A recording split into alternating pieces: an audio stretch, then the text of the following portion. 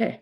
All right. So I am a speech language pathologist, and I've been practicing now for, I guess, officially as an SLP for 12 years. And AAC, or Augmentative Alternative Communication, has always been my passion. So um, I started out I don't know. I started out, I always say, I don't know how this reflects on me as an adult, but as a teenager, maybe I didn't want to have a job. And I honestly remember that my mom was like, well, you're going to get a job this year. And she signed me up to work at a summer camp for kids that had disabilities. And I had absolutely, no idea what I was doing. But that ended up being sort of the thing that just got me hooked. And I like sharing that just because that's kind of carried my experience working at summer camps for people with disabilities is sort of just like I've carried that through with me throughout my career, and just learning to, enjoy the people that I'm working with. And that's how we're going to make any kind of progress, is just through fun and getting to know everyone, and, respecting everyone as equal, and as being a person who has something valuable that they're bringing to the table. So that's a little bit about me. I worked in non-public schools and non-public school for a few years. That was all students who had really complex disabilities and were using augmentative communication. And then I worked in public school a little bit at a private clinic that's called the Napa Center. Or they have clinics all over the country now, which always amazes me how big it's grown. I was actually their first ever SLP that joined the team in LA at their first site, and got the program started there. They do serve a lot of children with all different types of neurological disabilities, developmental disabilities, lots of variety, but lots of people who can benefit from augmentative communication. So it was there for a few years. And then the last 6-7 years I spent working as a consultant, where I would travel all over Southern California, helping different teams really kind of troubleshoot their most complex clients and help them figure out what solution for communication might make the most sense, and help with funding, getting their insurance or Medicaid or Medi-Cal, as we call it in California, to pay for the devices. And then just now recently, just in the new year, have started up on my own. So this venture, Communication Horizons Speech Therapy, is new, but I've been at it for a while now. So I'm excited to share with you some information today. I will say we're not going to talk specifically about any specific device or program. Really, my goal is to just give everyone some really general information so that you're able to go back, and when you're maybe looking at AAC systems yourself, kind of get a sense of what sort of features you want to look out for. As well as, or maybe you are with someone who already has a communication device, and it might get you just thinking more critically about how it's set up.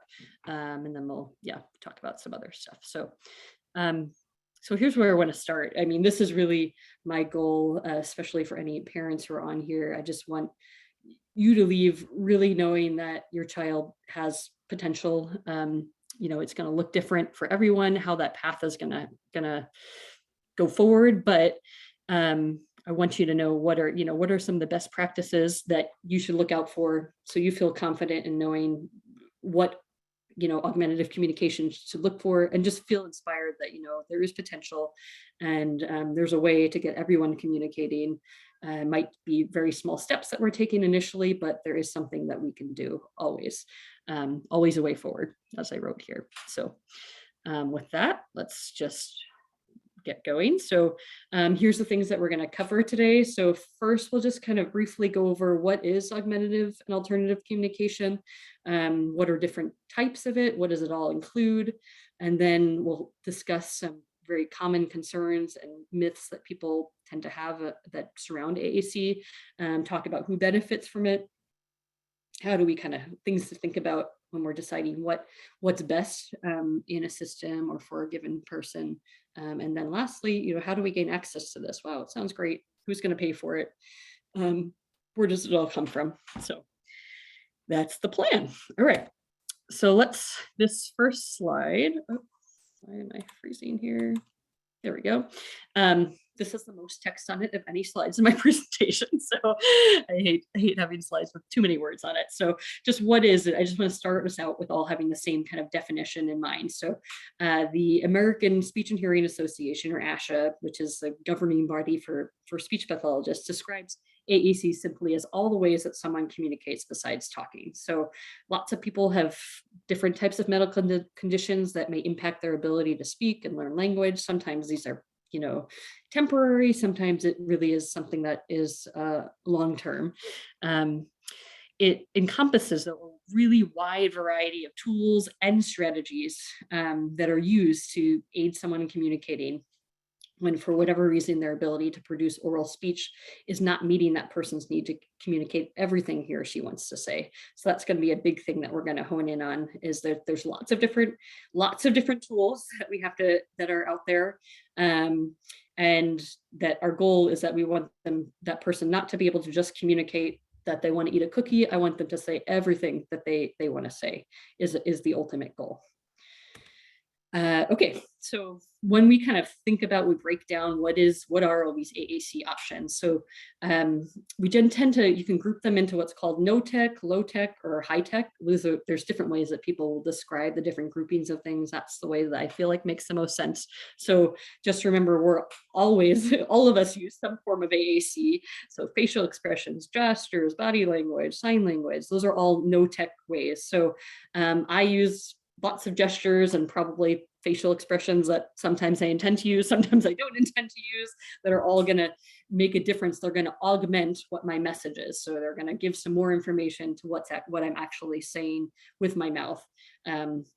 So same for, we're all using it. So we all use NoTech, AAC in some forms. Let's see. So then other kind of NoTech forms of AAC might be pointing to pictures on a board, such as the one that I have here. Maybe someone's pointing to the message and making a sentence, or just pointing to a single picture that they want. It could be something that many people are familiar with. This is like kind of a traditional PECS style book where the child might pull off a picture of a thing that they want and hand it to someone, or that's what they're working towards to make a very basic request. Maybe it's someone who can't use their hands and they're going to use eye tracking or use look. So what this person is doing, she's holding up a board. Then in this case, it has different letters on it for possibly spelling out what that person wants to say by looking at the different areas on the board. But you could also just simply have, pictures of different choices up here as well. There's lots of possibilities. So NoTech might mean also someone who has a more significant disability, that they could be looking to what they want, or using something called partner assisted scanning that we'll talk about a little bit later. So, and then if we get into LowTech, so that could be anything from pressing a switch like we see here. People will refer to something like that as a Big Mac switch, and it might just have a single recorded message on it. Usually LowTech is something that has recorded speech on it. So someone is just, hitting a button, recording their voice on it. It's not like generative. It's not like Siri or, a voice that would be able to come up with any word itself. The voice isn't there already. We're providing it. So here we see, someone having a couple different choices. They're all going to have a recorded message on it that goes with whatever picture someone put in there. This is called a Go Talk, kind of another, I guess, older school, but still valid way, type of LowTech communication. So you put these overlays in here, which is a fancy word for the paper with the pictures on it, and then record onto the buttons what those words are representing. And then here, I also included an iPad on here with just we see just two choices on there, because really, even though an iPad is a very high tech piece of technology, it can be, depending on what sort of communication app someone decides to put on there, it really can be limiting someone to really essentially being a low-tech choice board. So if I have an iPad, but I only put two choices on there, we're not really using it as a high-tech communication system. This really is low-tech if I only have, 2 or 4 choices on the whole screen. So then when we get to HighTech AAC includes many, many, many options. So One of my pet peeves that I hope you guys will be able to take away from today is that we've got to know what is the program that the person is using, and also how is that program set up? Because just if someone tells me, oh, they're using Proloquo to go, or they're using something called a touch chat, there could be so many different screens and layouts that are available even within that one program. So really what this means, especially thinking about parents, is that we really want to work with a speech pathologist who's kind of skilled and knowledgeable, if you have that available to you in your area, in order to determine and kind of weed through what all these options are, versus going out and just buying something because we heard it sounds good, but then it's really, the hard part is going to be, where do we start with the kid and what makes sense for that person? So even as an example, I think I said the name touch chat, like we see two different screens here that are available in that same program, touch chat. This one has a keyboard in the middle with some high frequency words around the outside, where this one is just, I don't know, what is this, a grid of 4, 8, 10, like 16 pictures. That's also the same program on touch chat. So if I know only that my person is using touch chat, then it could be very different depending on which program they're actually using, what we want to set them up on. So hopefully that's making sense.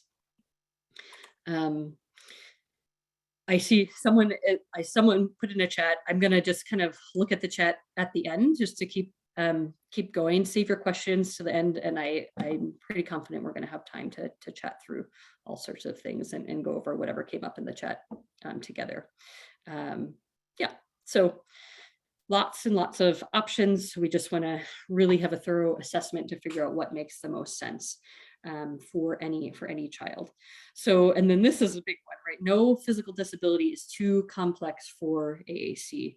There are so many different ways that someone can get at accessing a communication device. So I just will never look at anyone and say, oh, there's nothing we can do, because there's always something that we can do. So you could use your eyes, your head, your knee, your foot, your elbow, any part of the body that this person can, control or learn to control. That's an important thing, because a lot of times when people maybe are using some of the things that I'm about to talk about, they don't know how to do it initially, but that's part of our teaching. We're going to teach them, look at just their body, work together.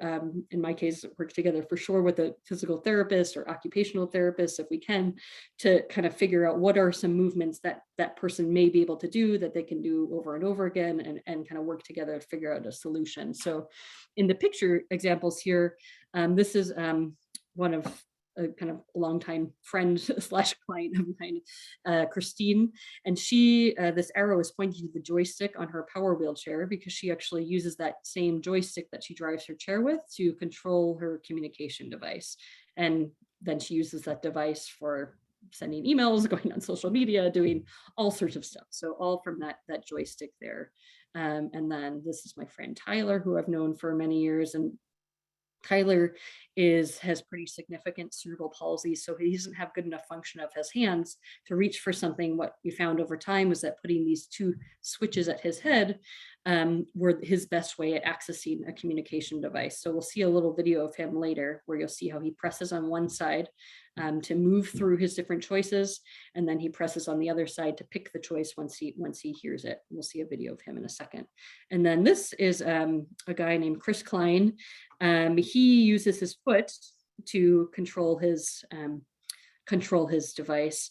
And in all the videos, I want to say I chose videos specifically of people who are, kids that I feel like are, relatable, that they're not going to be, they're not giving humongous speeches and that sort of thing, because while that's always the end goal, we're not always going to get there. But I will say Chris Klein, he did like a TED talk. I think this is a picture of him from when he was giving a TED talk. So you can look him up on YouTube, Chris Klein and AAC. I'm sure his videos would come up, and just get a sense of, how there really is no limits as far as communication goes with a device that, people can be college educated, working everything, communicating everything that they want to communicate. So just to keep that in mind. So here are just two videos that I think are really fun to kind of illustrate what we're talking about. So this guy is using his iPad. Start with your Apple. Is there a way to zoom in if I do the plus? Hopefully, yeah, that will. Everyone can hear.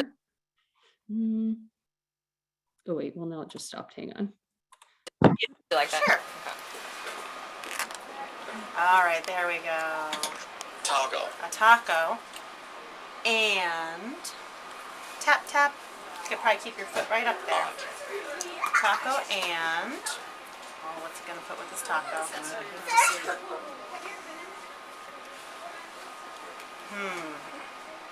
Butterscotch. Butterscotch, okay. Interesting combination. Oh, he's going back for more.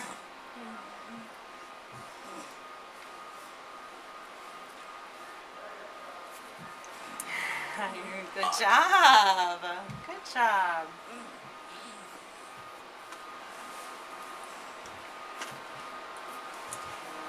Ice cream. And ice cream. A taco and butterscotch and ice cream. Taco and butterscotch and ice cream. So here's what I'm wondering. All right, so he has some very agile toes, that guy there. I don't know him personally, so I can't share too much about his story. It's just a video I got from a colleague that I think is really fun. So Tyler, I've known for a long time, and his progress has just been incredible. So I think I was saying just before, he has cerebral palsy. He also has a pretty significant vision impairment. So he can't really see the screen very well. So what we're going to see happening is he's moving through, he presses on one of these and it's going to move through different choices on his screen. And then when he hears the choice he wants, he has a little speaker kind of tucked right behind his headrest there that's kind of quietly telling him, you'll hear it a little bit in the video, quietly telling him what word he's on. And then when he hears the word he wants, then he presses on the other one to select it. And so he has just gotten so fast. This is actually several years ago. If you guys end up heading to my YouTube channel, I have a really fun video that I made that kind of shows his journey from here until today, with how he's progressed. He's such a sweet guy and his family is incredible. So take a look at Tyler.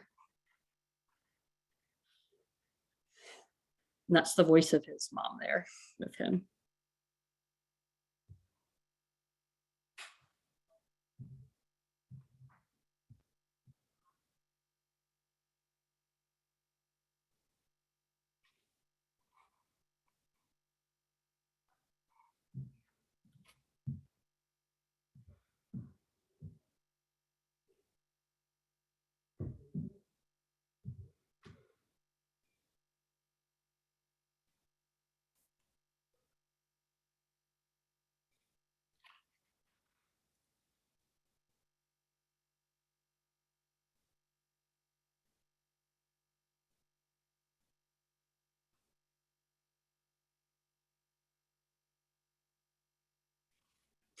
All right. So I could talk about him forever and ever. I met him before he had anything, and the team was, not really sure. The first meeting was like, well, mom is pushing for this, but we don't really know if he has any capability or like really is ready for the device. That's term people use all the time. And he just certainly wasn't obvious at first, but once we figured out what was a way for him to access the device through using those switches and having the little speaker, he eventually, through lots of different teaching, just kind of took off. And you just never know where someone is going to go to, and there's no way to really assess someone. I'll talk about this a little bit more later. And so really the communication device, once he had a way to start talking and coming up with words, that was just life-changing for him, and it changed everyone's view on his cognition and really what he knew and what he was capable of. So it's just incredible. So this part is just hugely important. So I just want to point out that using any type of AAC does not mean that all other forms of communication are abandoned. So we're always thinking about a multimodal approach, which is essential. So as is keep saying this again, getting a really thorough evaluation to determine the most appropriate tools and strategies. So this is kind of like twofold. So here in this picture is my friend George, who, gosh, I think this picture is from like probably 11 or 12 years ago. And So in his example, kind of similar to Tyler, who we just saw, but him even more so, just because of the significance of his disability, I always used to say, yes, he had a communication device and he used a switch kind of right behind his head, a little bit similar to Tyler. But I always would say, you know what, all the stars kind of have to be aligned for George to be able to use this device. He has to be, you know, just have, you know, had an okay day, hadn't had a seizure in the morning, you know, his body needs to be a little bit less tense than usual. And he needs to be like comfortable enough sitting up in his chair to be able to make this happen. Absolutely is worth it for him to have the high-tech communication device because it gave him access, even in those limited times, to be able to, that's his only way to communicate independently with someone. But reality is he's not going to be up in this chair and be in that perfect situation at all times. So, you know, he needed to have other forms of no-tech type of strategies to have him make choices and communicate in different ways besides just using this high-tech device. And then kind of the other side of it, if we think of maybe, you know, someone with autism or someone, just anyone who's going to use a device who doesn't have a significant disability, isn't in a wheelchair and all of that other stuff. Even for them, you know, people always say, well, if they have the device, then that means we're not doing talking, we're not doing this. But it's still, no matter what the situation, we always want to honor, if that person has some verbal speech, we're going to honor it. We're going to talk about ways that we can build off of it, maybe expand their vocabulary and the types of things that they're able to communicate with the device. But we want to honor and encourage those other types of communication at all times, and also work on developing different types of systems, maybe having, you know, having different, the technology isn't available, how are we going to communicate? We need to have strategies for, you know, every situation, ideally. Okay, so that kind of leads into our big myths, right? So, but if my child uses AAC, they won't want to talk. So if you're a parent on here and you've thought that, you're concerned about that, that is like, you know, you're not alone. That's kind of the number one thing that as a speech pathologist will, you know, hear from parents who are scared, understandably, and worried. Our ultimate goal, especially for me, especially for the parents, is I want these kids to talk. I don't want them to have to use this device. But at the same time, I know how important it is to not be frustrated and to be what an awesome tool it is also just for building language skills and building communication skills while that, you know, the physical speech, spoken speech is we're working on that as well. But while that maybe is catching up or not where it needs to be in order for that person to be able to, you know, learn the words that they want to say and communicate more ideas, this is just so essential. So our first myth, you know, is that AAC decreases the motivation to work on natural speech, but the reality shown in lots of different studies is that often hearing a verbal model consistently on an AAC device will encourage children's natural speech. So I like to think of it like, I mean, think of a kid maybe who is able to say some words, but most of the time, in order for them to say it, they need an adult standing by them and say, okay, tell me this, say thank you, say hello, and then they're able to say those words, kind of repeating them. But what happens when someone has this device is this kind of becomes like the natural prompter. So if they have this thing in front of them, every time they touch the screen, they're going to hear that word and get that feedback. And hopefully the people around them are going to be responding and reinforcing whatever word they happen to just press on there. So they don't need to have that adult there anymore to be telling them every single time they need to say a word. They get to hear it over and over again. And a lot of times they'll see kids just start reaching, and as they're reaching for the screen, they're starting to say it verbally. It happens all the time. You know, I don't have a crystal ball. I can't predict when that's going to happen for some kids, for others. But the research shows that it's the introduction of the AAC system never decreases, you know, someone's verbal speech. That just doesn't happen. So then our other myth is that AAC should be introduced only after we've given up hope of natural speech development. Same idea. We can still work on that natural speech while encouraging AAC use for communication. That's our goal. We want to reduce frustration. I want to, you know, maybe that kid presses the word, you know, strawberry on there. No one had any idea that the kid likes strawberries, but he's like, oh, finally, I heard the word strawberry. I found it on there. And so now I'm going to get that strawberry from mom because they know that I like strawberries and I can hit this button and I can say it. Well, that's a really hard word to say orally if you're struggling with speech development. So it's a pretty complicated one to say. So hopefully those examples help with that. And so this is actually, and this is my cover guy on the front page. The mom, Rachel, who just by total chance emailed me when I asked her how things were going on. She's actually my closest friend from high school and growing up, and her youngest son happens to have apraxia of speech. And so this is just straight from her mouth from an email a few weeks ago. I was like, can I please quote you? And she's like, anything. So she's just so thankful. So he's 3. He started on his AAC program, which is a lamp that's listed there. That's the name of the program that he's using. Maybe, I don't know, 4 months ago. So this is, 4 months later. And here's her quote. Just imagine how many more sounds in a row he's producing since he started AAC. So, okay. And then possibly what I think is maybe the most important AAC myth to dispel, because I just, it gets my blood boiling when I feel like kids are being underserved or not being provided with the services that they need, is that people will say, hey, there's, language or cognitive prerequisites that need to be met first in order for AAC to be successful. So there's more research. And again, you have the PDF. Hopefully anyone who signed up, I emailed that out. If you didn't get it, just shoot me a message and I can send it out to you. That has the resources if you want to go and look up these articles. But children with severe cognitive deficits are capable of learning and benefiting from AAC.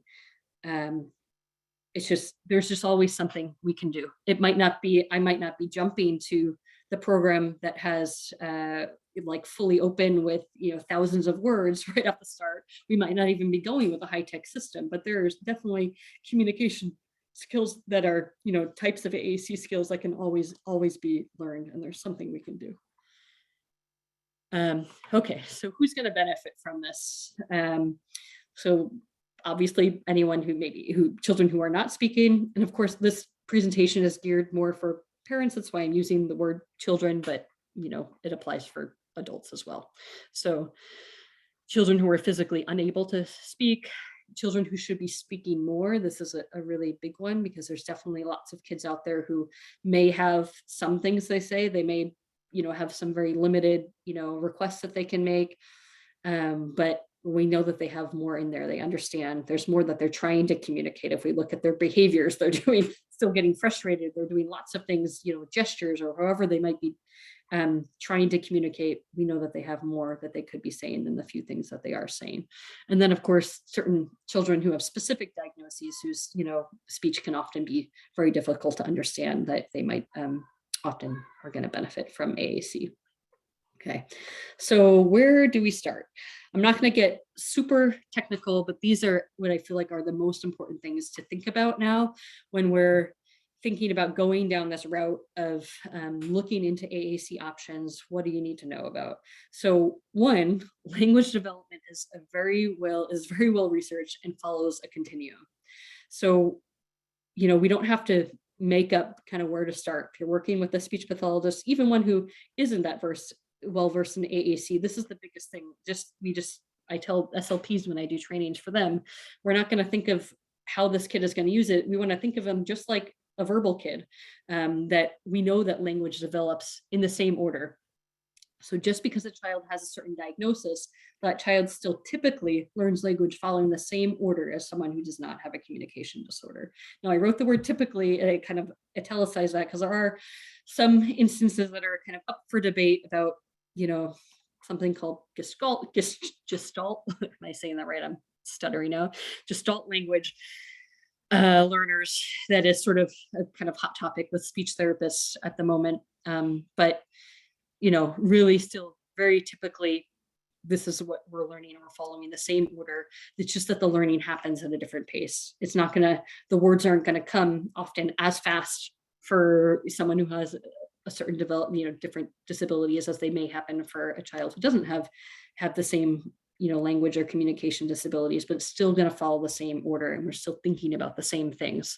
So number one thing that I want to ingrain in people that often gets overlooked is that we want to be planning for years to come. I'm never meeting a client and thinking, okay, oh, of course I want to think about what can we do immediately, but it never stops there. Like, I don't want to think about, okay, what's going to work for them to communicate in the next month, for where they're at right now today. I'm thinking, years down the road, where do I want them to be? And we have to think about that, especially when you get to looking at high-tech systems, of what's going to work for this person that's not going to hold them back, in 1 year, 2 years, 5 years to come. We want to make sure that it's not going to be limiting them in any way, especially because, like Tyler, for example, we don't know how they might completely shock everyone and just improve so rapidly. So you want to make sure whatever system you're looking at is going to be able to support them regardless of how much progress they make.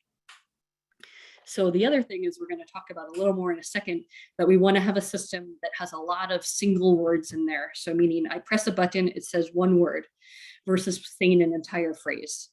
And then I'm also going to give an example in a minute of what's called core vocabulary. So yes, we want to have single words by themselves, but we don't want to only have nouns and names for things. We need to have the core vocabulary. Those are like function words, like verbs and adjectives, prepositions, so that we can give meaning to the specific word that they're using. So maybe someone picks out, maybe someone picks the word banana on their device. I always like that example. I used to have a commute carpool with someone to work who hated bananas, but like, I am just not a morning person. So I like to go breakfast, which is always just like grabbing a banana and like jumping in the car before I'm going to be late.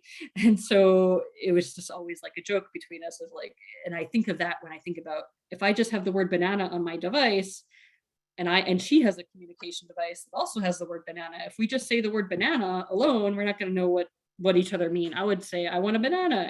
I would be thinking, I need a new banana, or like, oh, I'm so happy I have this banana at my fast breakfast. And she would be thinking, I hate the way that banana smells. Get it out of my car. And so those are the words, those other verbs that are going to give meaning to that single word. So it's so important that we have a system that has a lot of those function words in there, so we can give meaning, not only have the specific item name. Okay. And then the last thing is that we want to have more words in there and not less. So if we have a really limited system, which there certainly are times when maybe we need to start with less, but just know that our communicators, especially if they're early language learners, they need to have the words in there. If the words aren't in there, then they have no way to learn those words. So if we think about, because they're learning a lot through experience, if they happen to say the word on there, and they're going to get a response from the people around them, and then that's how they're going to create meaning. And if that word isn't in there, we also have no way to teach it, because I can't pull up on a fly today and earlier in a session, thinking about the kid I was working with, and we had her sister in the session with us, and whatever activities I pulled out, this girl was just not was not into any of the things I had in my bag. But she was having a lot of fun, like kept like going to her sister and giving her sister hugs. And so we started playing games where she happens to have an AAC device where there's lots of vocabulary in there. So even though the simpler words that I was thinking of weren't, she wasn't so excited about that because she didn't care about my activities, I was able to easily then shift gears and use words like hug and come and go, and just shift what I was doing because it was already in her system, so that I could show her other words that were then ended up being really motivating to her and apply in that moment. So here's a little more in-depth visual thinking about why do we want to have single words by themselves, and what is this important thing about core vocabulary. So I want you to kind of consider this, these two buttons, go versus let's go to the park. Okay, so imagine those are buttons on a communication device. I press the stoplight one, and it's going to just say the word go. If I practice this one, it's going to say a whole sentence, let's go to the park, every time I press it.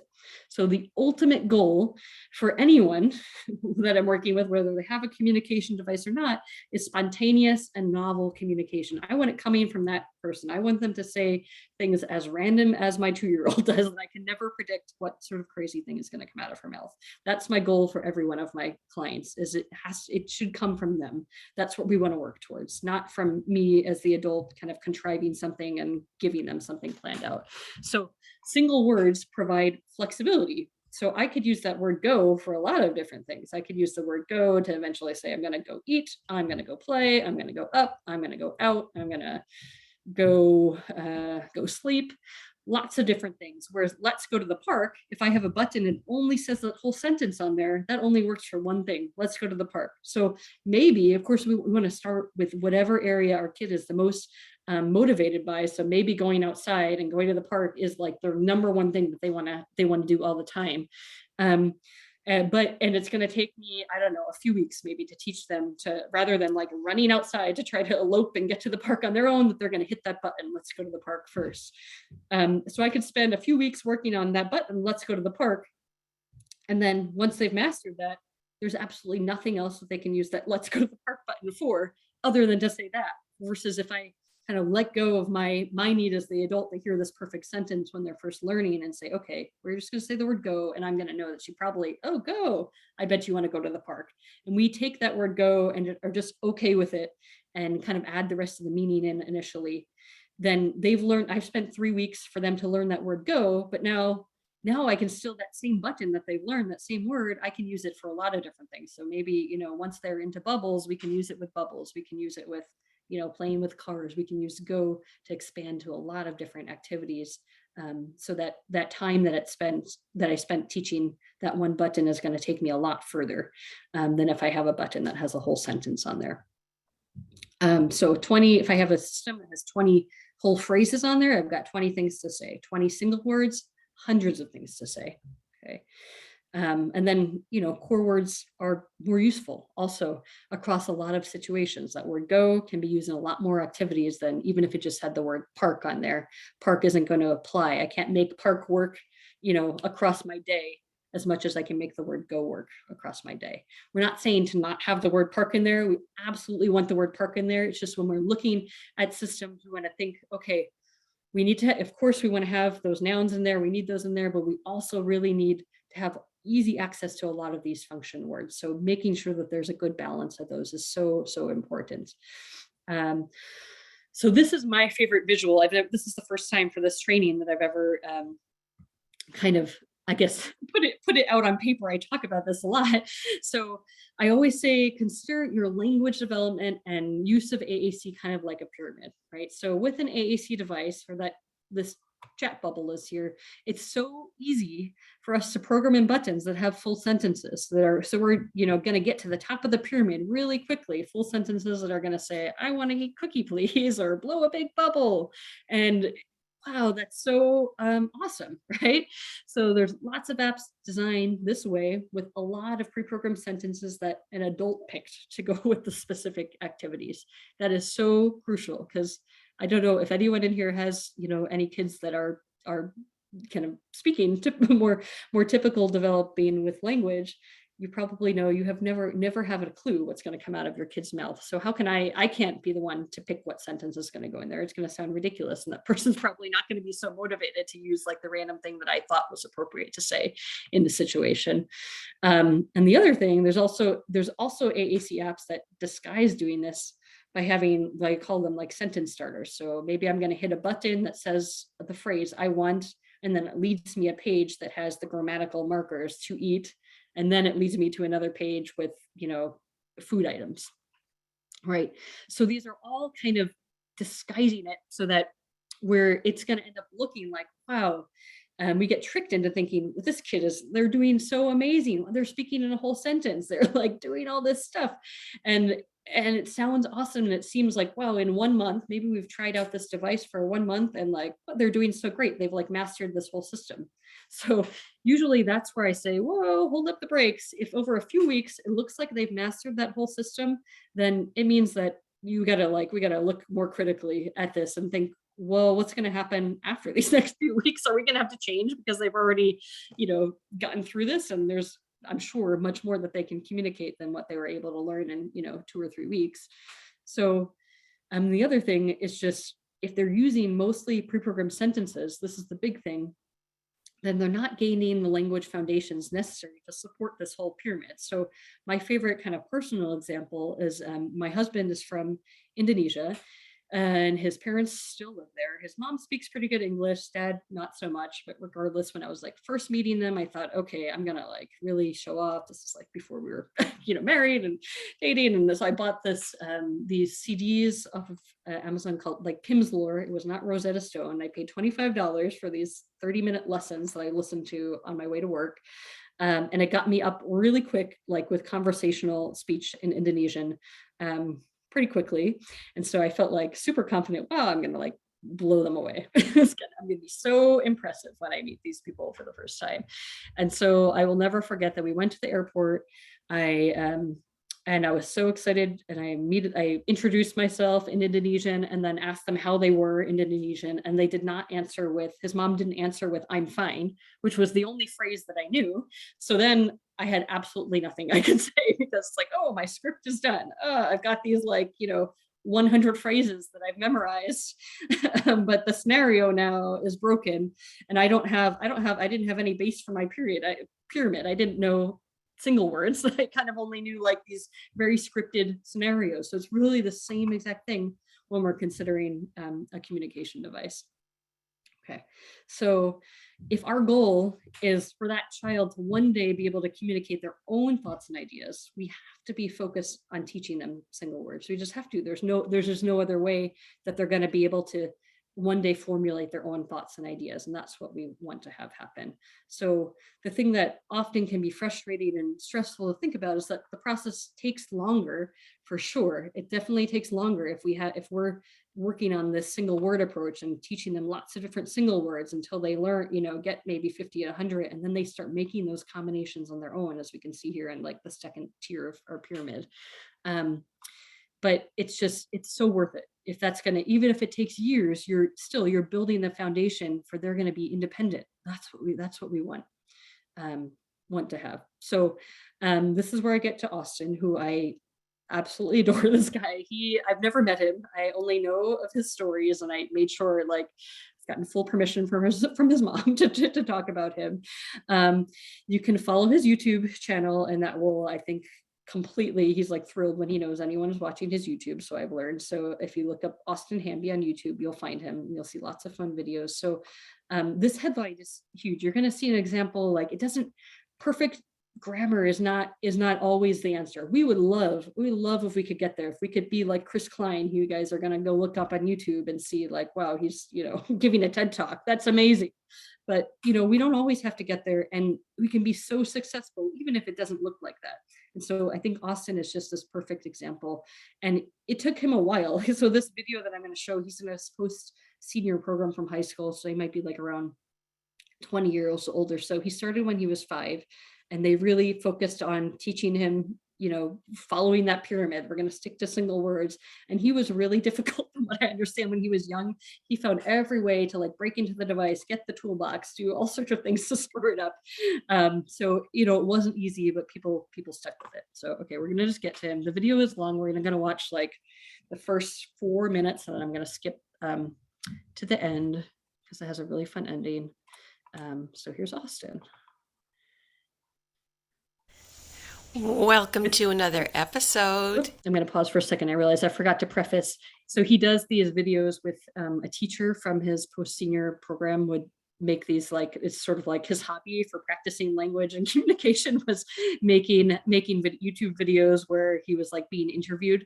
So he's used to this isn't a natural maybe communication that is sitting with his mom there, and she has some questions that she's going to ask him, and they're going to just kind of talk back and forth based off of that. So, okay, here we go. Here's Austin with his very favorite person in the whole wide universe. You thought I was going to say world, right? But I said universe. It's Mommy. So today, Austin and Mommy are actually going to be interviewing each other. So this is Amy, those that don't know. Amy, you want to ask the first question to Austin? Of course. Well, Austin, what do we like most about each other? What do you like about mommy?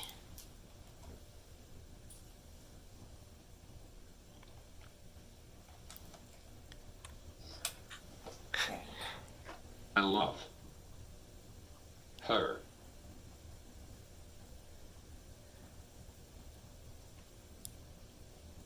Everything. I love her everything.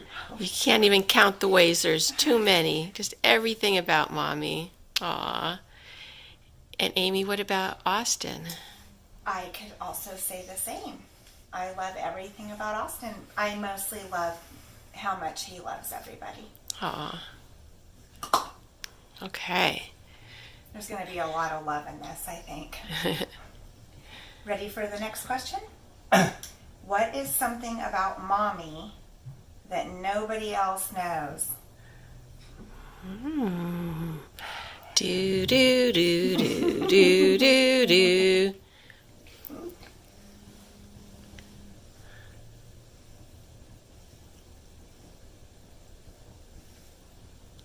Her.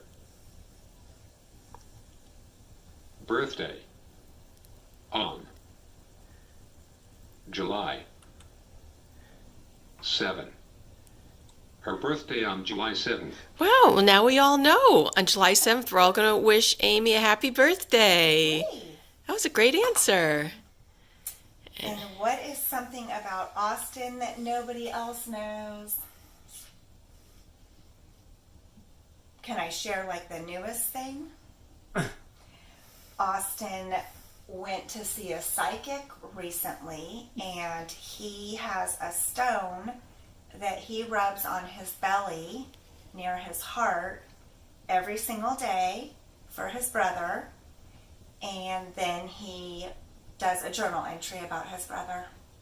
Aw. Love that, Oz.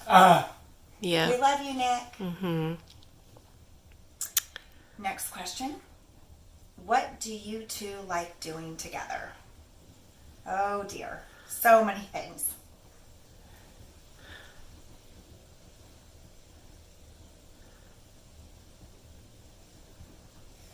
Watching. Cooking. On. TV. Watching cooking on TV. Yes. That's really very cool. And something I like to do with you is to have you sit in the kitchen and help mommy cook and watch mommy cook when we are doing a recipe that we got on TV. Mm-hmm. What is a memory that you cherish?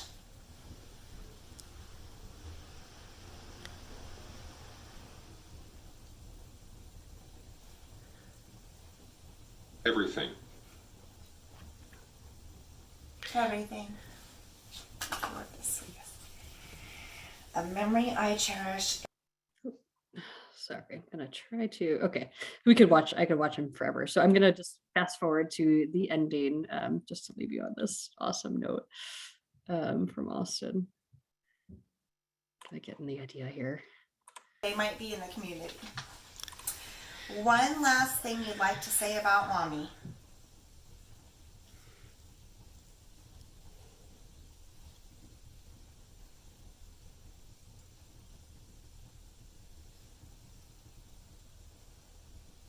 I love you so very much. I love you so very much. That is what I was going to tell you. I love you so very much. Huggies. Aww. That was All right.